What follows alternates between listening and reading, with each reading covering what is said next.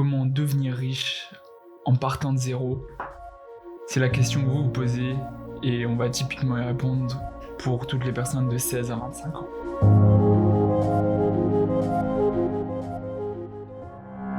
J'ai 22 ans et les 2 derniers mois, je suis parti de la même situation que vous. C'est-à-dire situation étudiant où on part de rien, on doit prendre un appart peut-être qu'on avait 2 mois en été pour travailler.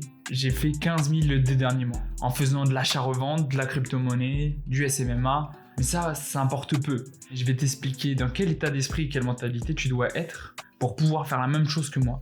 On peut faire 15 000 € ou bien plus sur tous les domaines. C'est comment penser, de quelle manière penser pour pouvoir arriver à le faire.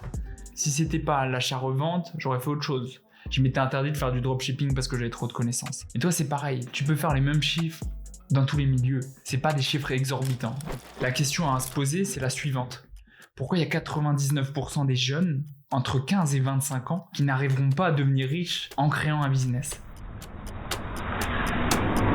Ta vie et une partie de poker, elles ont beaucoup plus de choses en commun que tu peux le penser. Au poker, on distribue 2 cartes à chaque personne et chaque joueur commence avec 2 cartes. Puis il y a 5 cartes qui vont être entreposées sur la table et c'est ces 5 cartes qui vont dicter le jeu. Et ces cartes, elles sont révélées une par une au milieu de la table. Et parfois, même si tu as les pires cartes du jeu dans ta main, tu peux gagner la partie. Dis-toi que les 2 cartes que tu as dans ta main au poker, ça représente tes compétences, ce que tu possèdes et les gens que tu connais. Les 5 cartes au milieu sont les opportunités, les problèmes que tu vas rencontrer dans ta vie. On ne sait jamais ce qui va arriver, mais dans tous les cas, tu vas devoir t'adapter et adapter ta manière de jouer avec les cartes que tu as. Et même si on n'a pas les meilleures cartes dès le début, on peut toujours gagner. Il faut juste être malin et jamais se coucher. En affaires, c'est pareil. Même si on part avec rien, on peut réussir si on est déterminé et qu'on n'abandonne jamais. Maintenant, comment est-ce que tu peux utiliser ça concrètement dans ta vie? Pour arriver à gagner ta partie de poker, il faut que tu connaisses les cartes. Pour arriver à réussir ta vie et devenir riche, il faut que tu connaisses tes cartes. Et c'est la même étape dans le business. Il faut découvrir tes cartes. Tu as forcément des compétences comme le fait de savoir utiliser Instagram ou ChatGPT. Et tu possèdes, sans t'en rendre compte, une multitude de choses qui peuvent faire de l'argent. Tu as un téléphone, des habits, Internet et peut-être un ordinateur. Tu as forcément des gens autour de toi que tu connais de près ou de loin. Donc là, tu vas faire pause, puis tu vas faire la liste de tout ce que tu possèdes, de toutes les compétences que tu as, qui sont plus ou moins bien, et de toutes les personnes que tu connais de loin ou de près. Mais il faut que tu fasses cette liste, c'est super important. Maintenant, si tu as déjà fait ce que j'ai dit, tu connais tes cartes et tu vas commencer à pouvoir jouer ta partie de poker. Au poker, c'est beaucoup plus simple parce que les cartes du milieu, elles sont simples à connaître et tu peux directement savoir si tu as un bon jeu ou non. Sauf que dans la vie, il faut constamment que tu te rappelles la liste que tu as, ce que tu sais faire, les choses que tu as à ta disposition et les personnes que tu connais et que tu agisses en fonction de cette liste. Tu vois, tu n'as pas besoin de beaucoup. Tu vois que si tu commences à penser comme ça, tu peux que gagner à la fin. C'est comme le poker, c'est du bluff. Et pour ça, t'as pas besoin d'avoir les bonnes cartes. T'as pas besoin de connaître, t'as pas besoin de posséder. T'as besoin d'avoir des couilles. C'est la seule chose que t'as besoin. Et maintenant, peut-être que le plus dur, c'est sûrement de trouver la motivation pour se mettre à travailler, trouver la force de quitter TikTok et te mettre au travail. Je vais pas te raconter toutes les bullshit de routine, motivation, blablabla. Je vais te donner toutes les sources d'énergie qui peuvent te permettre sans cesse de pouvoir te mettre au travail. Parce que écoute-moi bien, la vie, c'est pas un conte de fées. Les trucs qui nous arrivent, faut les utiliser comme carburant. Tes potes, ils rigolent de tes ambitions, utilise leur rire, utilise cette rage tous les jours pour travailler sans cesse, sans limite. Et quand tu réussiras, tu les feras baver. Mais tu les aideras pas, ceux-là. Croyez pas en toi. Tu fais des insomnies, t'arrives pas à dormir la nuit. T'imagines? Tu travailles plus que tous les autres. Si tu dors pas la nuit, travaille pendant que les autres dorment. Hyper compétitif, personne peut te battre. À ce rythme-là, personne peut te battre. Dans un an, t'es là où tu veux. Tu penses que ça prendra 5 ans, ça prendra 1 an.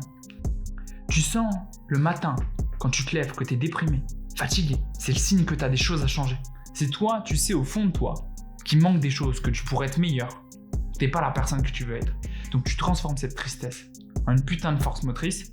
La tristesse, c'est une des meilleures choses qui peut t'arriver. Quand t'es triste, tu ressens plus rien. Tu peux travailler comme un robot, faire les mêmes tâches, encore et encore. Et recevoir des refus, c'est quoi? Tu vas tomber plus bas. Au mieux, tu feras rentrer de l'argent. Tu te trouves nul quand tu te regardes dans le miroir. T'es pas fier de toi.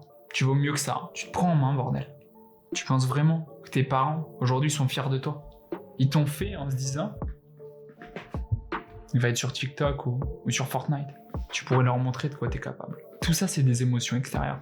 Imagine s'il tombe malade, que l'assurance, ça marche plus bien, que le système s'effondre, comme par hasard, ce qui va arriver dans les 10 ans.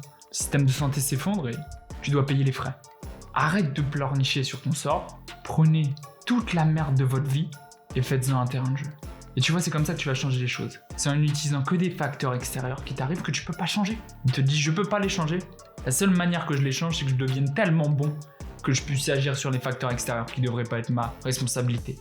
Payer pour mes parents, c'est pas ta responsabilité, mais ça va le devenir quand tu les verras mourir. Donc il faut que tu aies l'argent pour. Donc il faut prendre que des facteurs extérieurs que tu peux pas gérer. Et tu dois juste être la meilleure personne pour contrer ces facteurs extérieurs. Les coups durs, rappelle-toi, sont des opportunités déguisées pour faire de toi un putain de gagnant.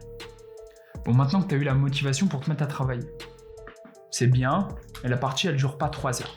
La motivation, ça va diminuer. Donc comment rester le plus compétitif face au monde entier, être plus rapide, plus fort que les autres?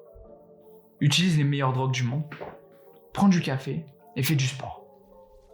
Et tu vas voir en un mois que ton niveau d'énergie permanent n'aura plus rien à voir avec 99% des gens. Prends du café et fais du sport. Je rigole pas. Prends du café et fais du sport. Mais le café, c'est une drogue magique. Ça a révolutionné le monde. Avant le café, on vivait avec le rythme du soleil. Depuis le café, les gens travaillent jour et nuit. Comment tu veux être compétitif sans?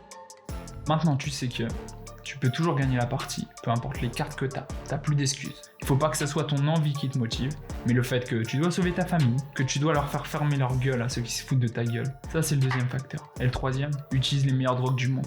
Café, sport, à volonté.